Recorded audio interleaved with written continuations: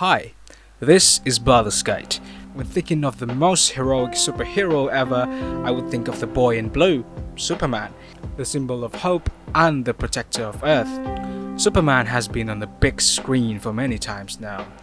Christopher Reeve's portrayal of the character was iconic. He was hopeful and optimistic, just like Superman. Brandon Routh, on the other hand, tried to be too much like Reeves and ended up being nothing at all. And the latest depiction, yes, Henry Cavill. And that is who I'm going to talk about today, as I think his depiction is very, very underrated. So basically this will be the second character study video. First of all, I'm gonna state my opinion on his depiction. Personally, I think Zack Snyder's Superman is quite great. Quite. For some people, he might not smile enough and not optimistic enough and stuff like that, which is entirely understandable, but I found other things to like in his depiction. Since Warner Brothers announced that they will make a new Superman movie without Henry Cavill or without Zack Snyder, I decided to rewatch everything that has his Superman in it and then make a video essay about his character. So this video is that, a study of Henry's Superman and Clark Kent. Without further ado, let's start with Man of Steel.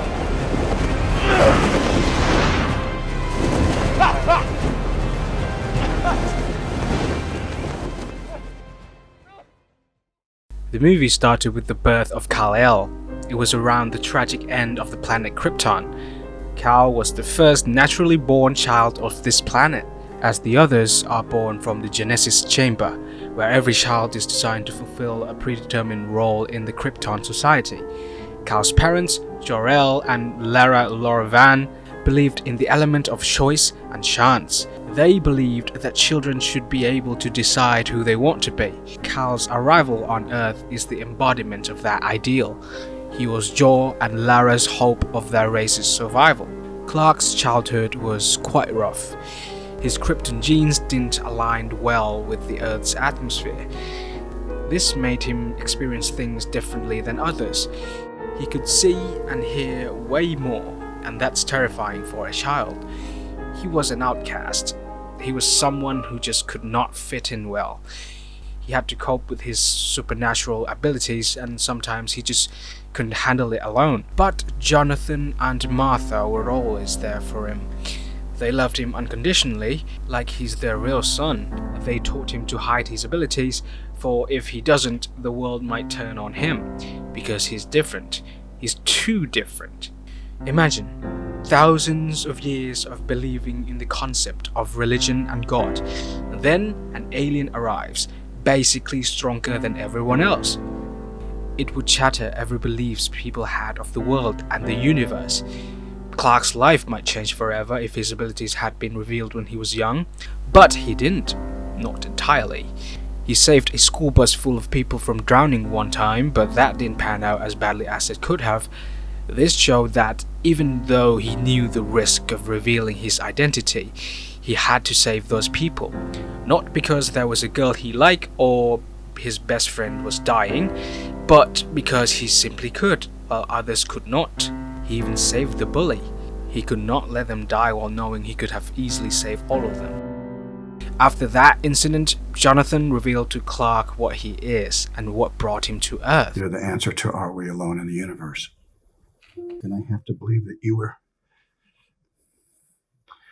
sent here for a reason.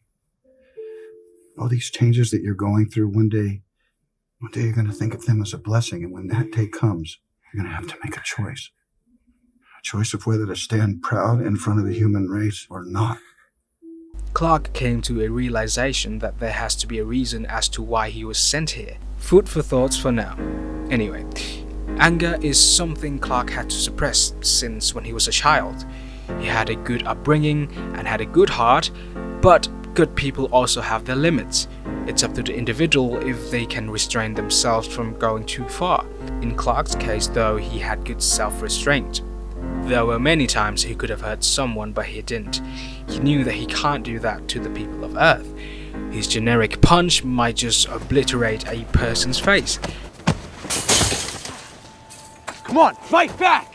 Is that all you got? on, Ken. Come on!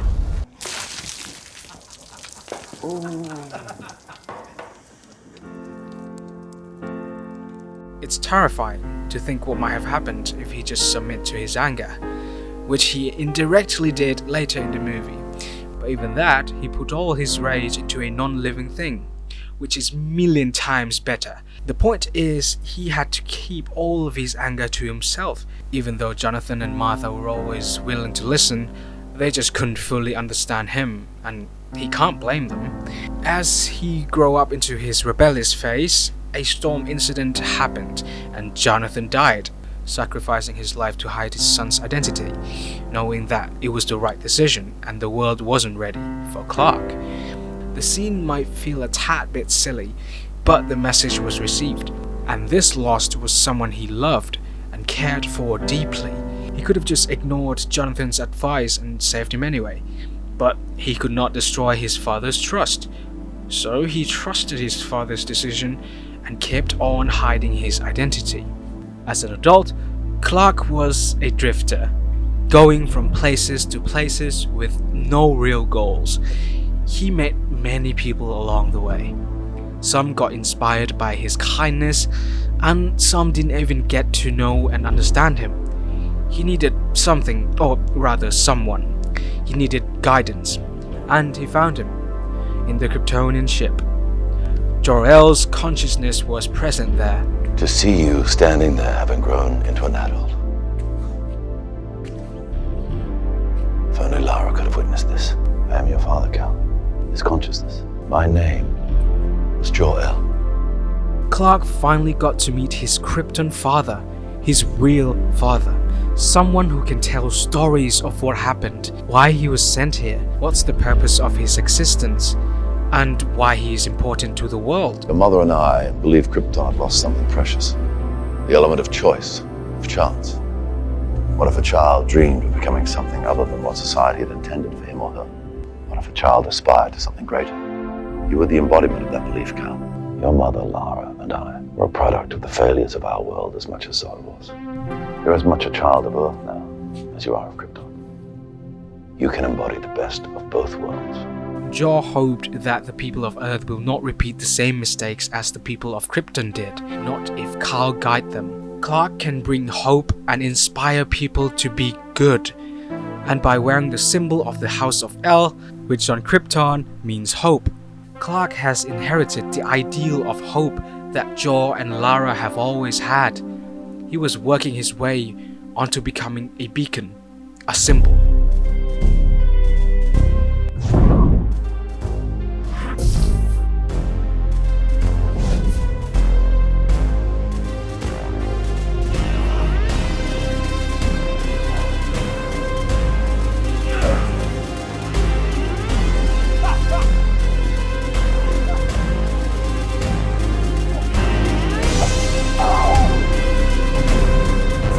There's a very important quote right here from Jor-El, in which I will explain later in the video, but for now just listen. You will give the people of Earth an ideal to strive towards. They will race behind you. They will stumble. They will fall. But in time, they will join you in the sun, Cal. In time, you will help them accomplish wonders. Very interesting quote, but we'll discuss that later. So, he tested his limits, learned how to fly, and it's like seeing a child try to walk on 2 feet for the first time. Because this is actually the first time Clark can fully use his powers and see what he can do and cannot do. And I feel inspired. I feel like I want to do something greater. Remember the boy from Kansas? That boy is now filled with ambition and goals. And he's trying to accomplish greater things, and seeing him fly for the first time is a feeling I wouldn't get anywhere else.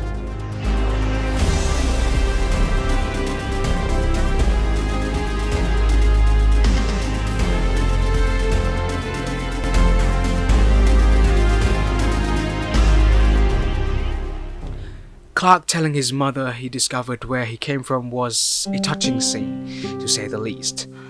I found them. My parents. My people.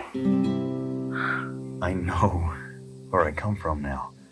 Martha was happy that her son got to learn who he really was, yet she couldn't help but feel a little sad that he might leave her someday.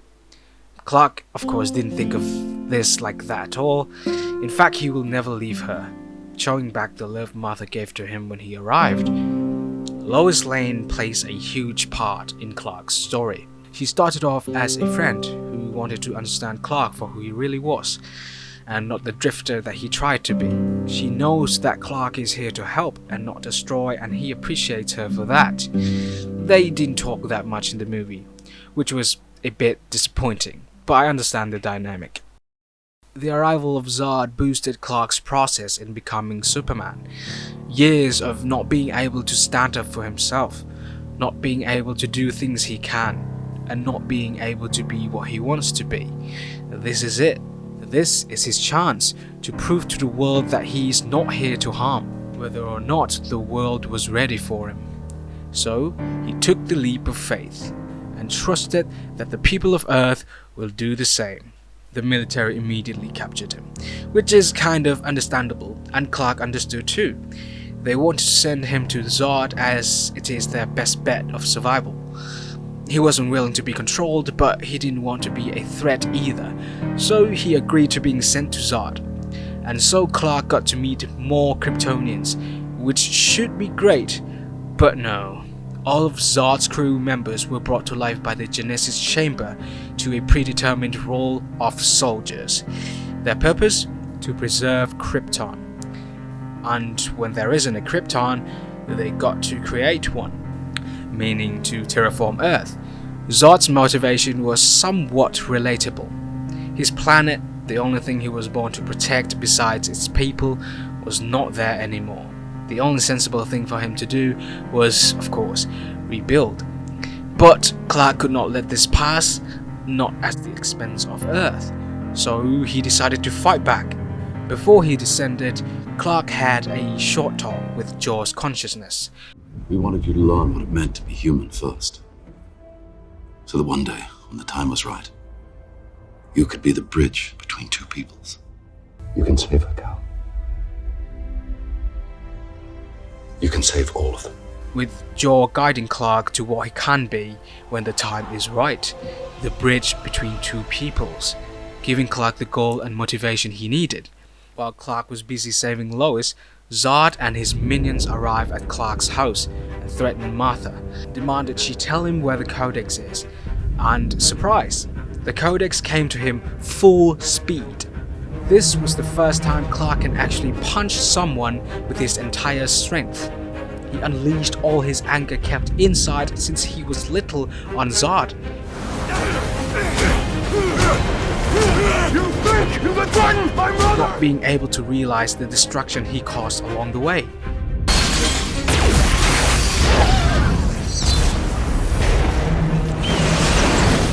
We could clearly see that he was lacking in fighting skills when he fought Feora.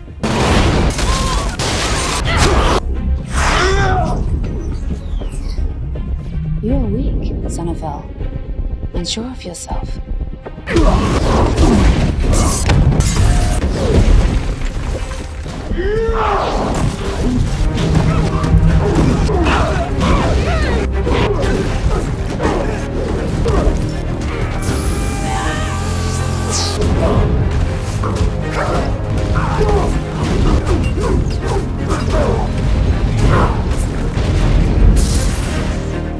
He hasn't quite nailed his power management just yet, so he kind of did what he could.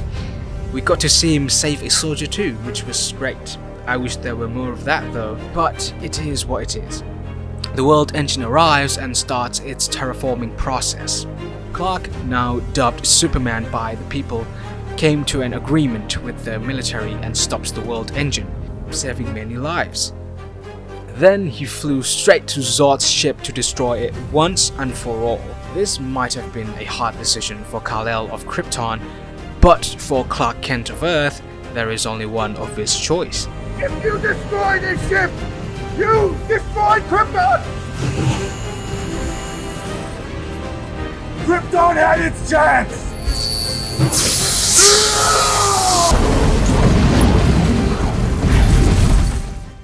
With the world engine and Zod's crew gone, there was nothing left except Zod himself.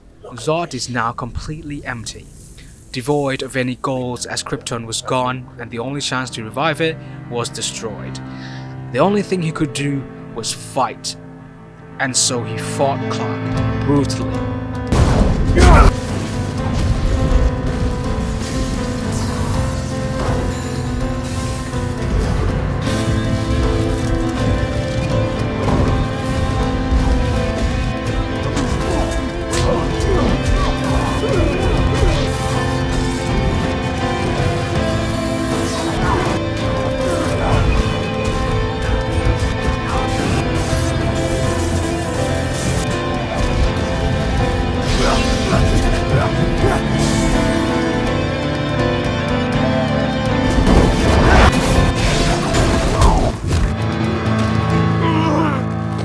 The fight eventually came to a halt when Zod was going to kill a group of people, and Clark could not do anything to stop it, except...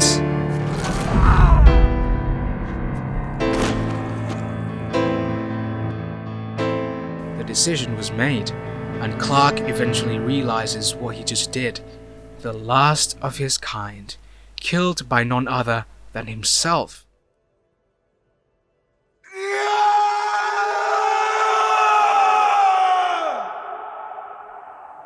It was devastating, but nevertheless, he saved his new home, his planet, Earth. We saw his growth in this movie, from an outcast to a drifter, to a man with a dream, a boy from Kansas who could fly, who could do great things, to the destined symbol of hope. He has become the inspiration for people to do good. He has become Superman. Remember that quote from Jor-El I mentioned earlier? This is the first stage of what that quote said. They'll race behind you. The people of Earth are starting to acknowledge him, and they are racing behind him, and soon they'll stumble.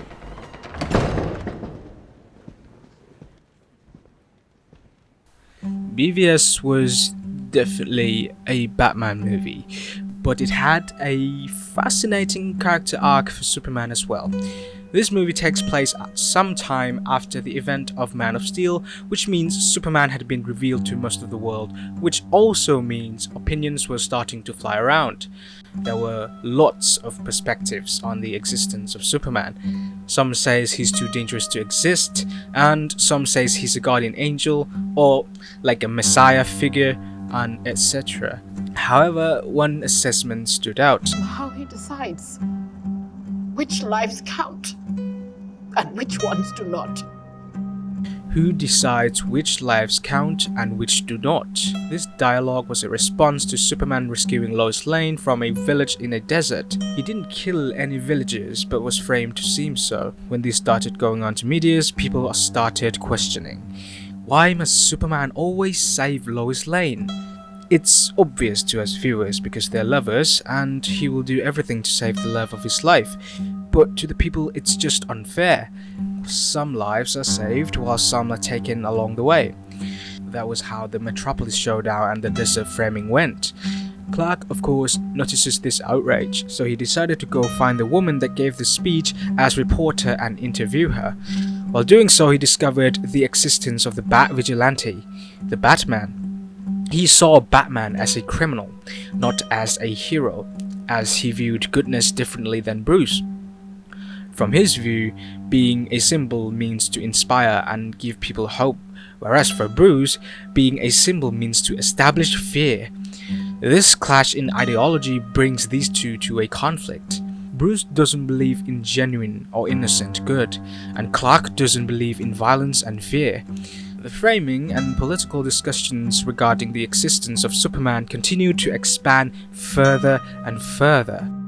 Must there be a Superman? There is. And Clark didn't know how to handle all this pressure, so he resorted to his mother for comfort. Clark! What is it? What's wrong? Nothing. I just Wish it was more simple. My baby boy. Nothing was ever simple. This reminds us that Clark isn't an untouchable figure or a god, but just a man trying to do the right thing. He was trying his best, but it seemed to him that his best was not enough. Superman was invited to the Capitol to listen and to talk. But before going there, Martha gave Clark a very thoughtful pep talk. People hate what they don't understand. But they see what you do, and they know who you are. You're not a killer. A threat. I never wanted this world to have you. Be their hero, Clark. Be their monument, be their angel. Be anything they need you to be. Or be none of it. You don't owe this world a thing. You never did.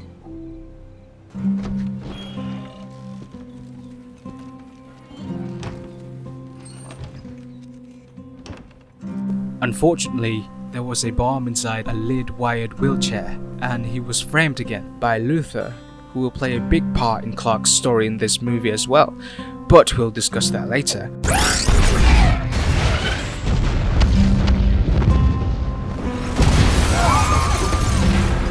It was the first time Clark feels powerless, absolutely powerless. All those lives lost, and he couldn't do a thing. I didn't see it, Lo. Standing right there and I didn't see it. I'm afraid I didn't see it because I wasn't looking. Clark started to have doubts. Superman was never real. Just the dream of a farmer from Kansas.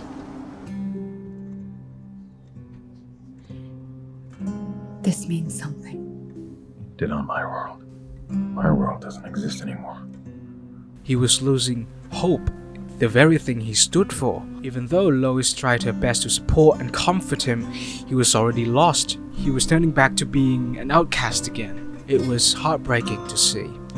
Clark, so far in this movie, has faced nothing but consequences. Jonathan was right. The world wasn't ready for him then, and isn't ready for him now. Plus the fact that he caused probably billions of dollars of property damage fighting Zod, but we're already aware of that. After that, Lex gets to have a real conversation with Superman. As opposed to sending his hate by framing him twice, Lex had very interesting theories. He had a somewhat similar opinion towards Superman as Bruce, but way more extreme due to his tragic past. No man in the sky intervened when I was a boy to deliver me from Daddy's fists and abominations. God is all-powerful. He cannot be all good. And if he is all good, then he cannot be all-powerful. They need to see the fraud you are. His main goals were to lead Batman and Superman to fight each other and have Superman kill Batman. Then expose Superman as being a violent threat and not a hero he posed to be. Clark, of course, would never agree to do his bidding until every boy's special lady is his mother.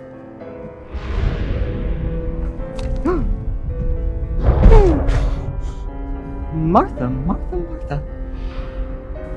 The woman he loves most other than Lois is his mother, Martha, the woman that took him in alongside Jonathan when he arrived.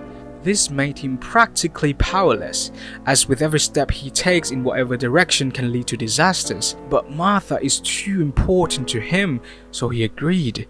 He didn't intend to kill Batman though, he wanted to talk, and even ask for help.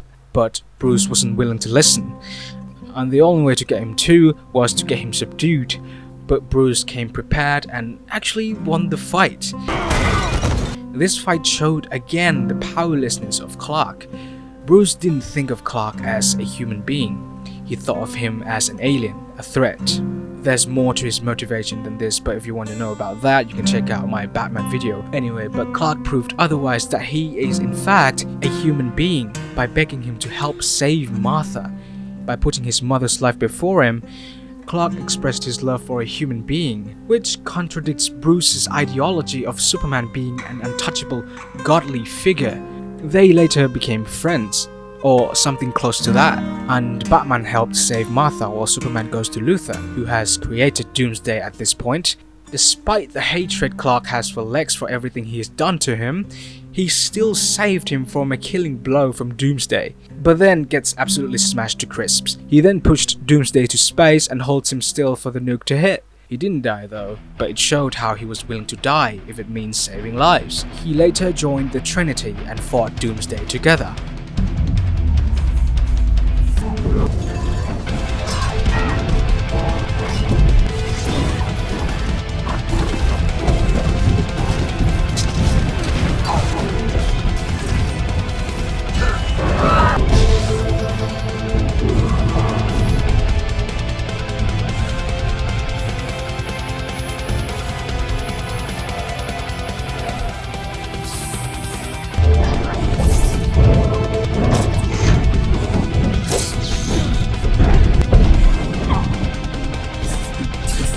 After fighting it for a while, they figured they needed the spear to kill it, and the person that will do the final blow was him. He realized that this is his home. Earth is his home, his world, and so is Lois. So he was willing to do whatever it takes to protect his world. This is my world. No, Clark, don't. You are my world. No. You can save her, Cal. You can save all of them. He's going to change the world. Be their hero, Clark. Be their monument. Be their angel. This man is not our enemy. Always believed you were meant for greater things. You will give the people of Earth an ideal to strive towards.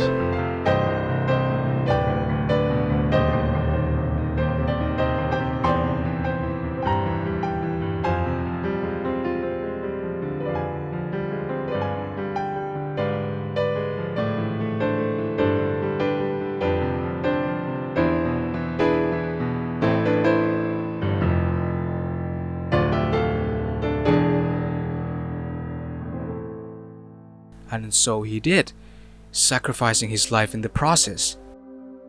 His death inspired millions, including Batman and Wonder Woman, which led them to be the founders of the Justice League. The death of Superman restored hope and proved people wrong. It showed that power can be innocent and that good can be genuine. After all his efforts to be the best symbol he ever can, he finally did it. But it costed him his own life. This movie completely breaks him down to zero. All the obstacles and the difficulties almost eradicated Clark's hope in both humanity and himself.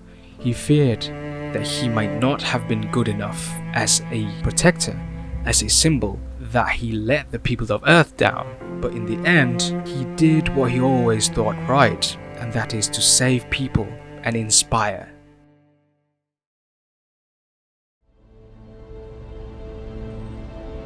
I know we're all thinking the same thing right now. Who's gonna say it? I'm not gonna say it.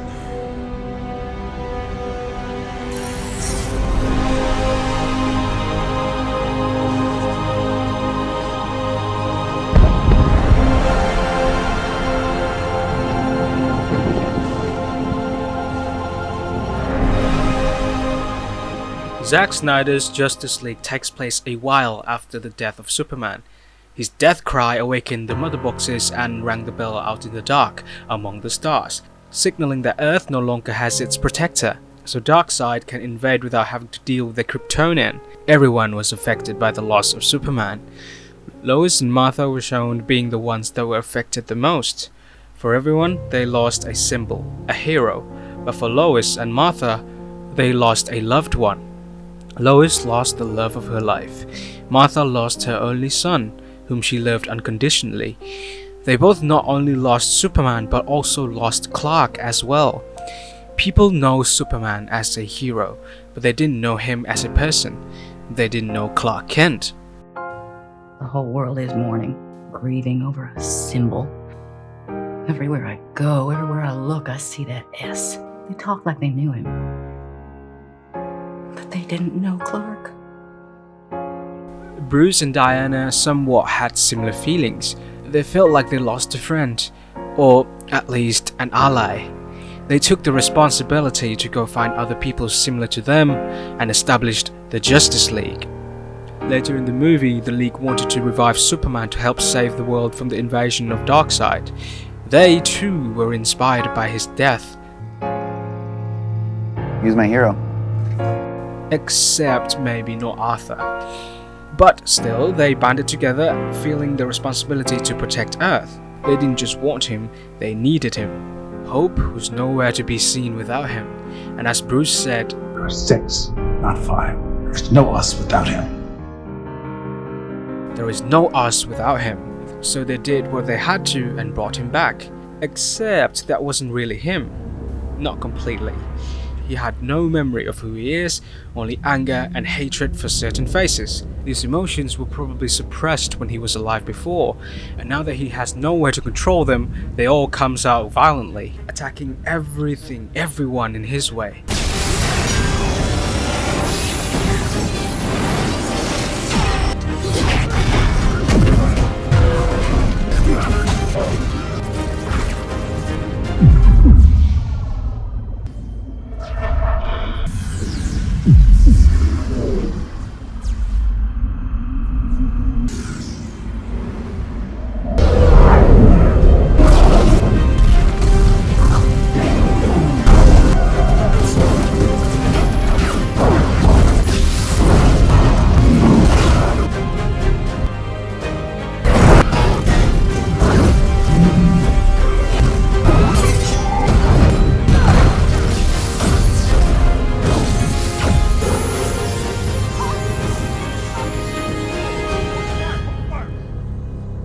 Until a very important person showed up.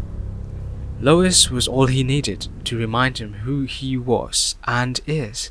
They later went to Martha's house and he was given time to reflect and fully remember who he is. I have a second chance, Lo. I am not gonna waste it. He got to meet his mother again. And with the two most important women in his life with him, he was truly alive again.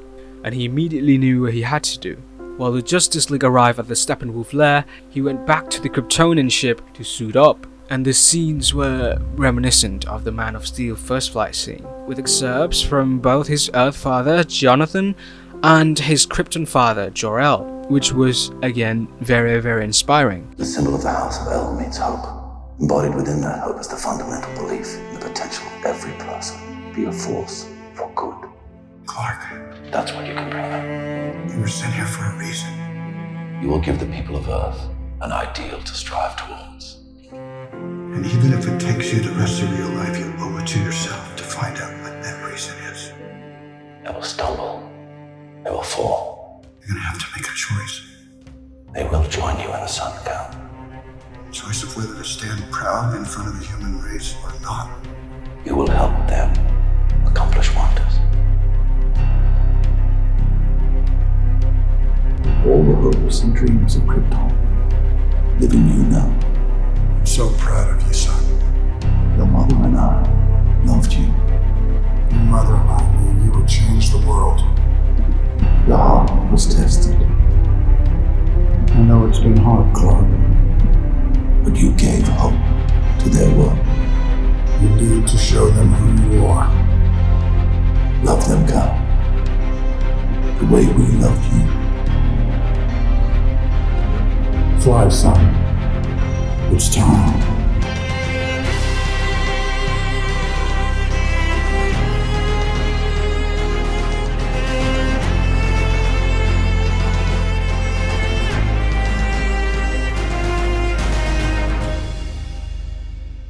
He later arrives at the lair and helped the Justice League beat Steppenwolf.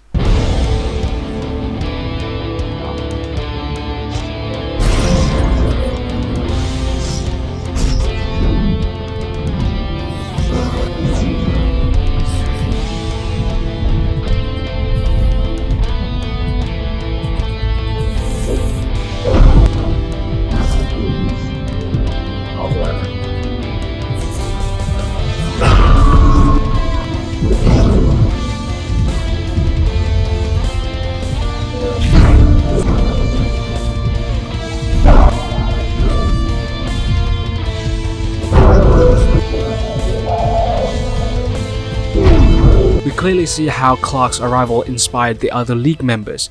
They were hopeful again, that they might have a better chance of winning. It was so amazing to see the League work together, even though they practically lost and the Flash time traveled to save everyone. But still, seeing Superman back and sparking admiration in everyone was amazing. Clark rose from the grave and became the symbol of hope again. His story came full circle and this movie completed his arc. He gave the people of Earth an ideal to strive towards. They raced behind him. They stumbled and fell, but with time, they joined him in the sun. With time, he helped them accomplish wonders. And that's the end of my essay. This honestly took me a long while to make. Everything from writing to recording to editing took me around 2 weeks. But I was essentially very excited for this. Maybe because I think Snyder's Superman is very underrated and people don't recognize the character that well.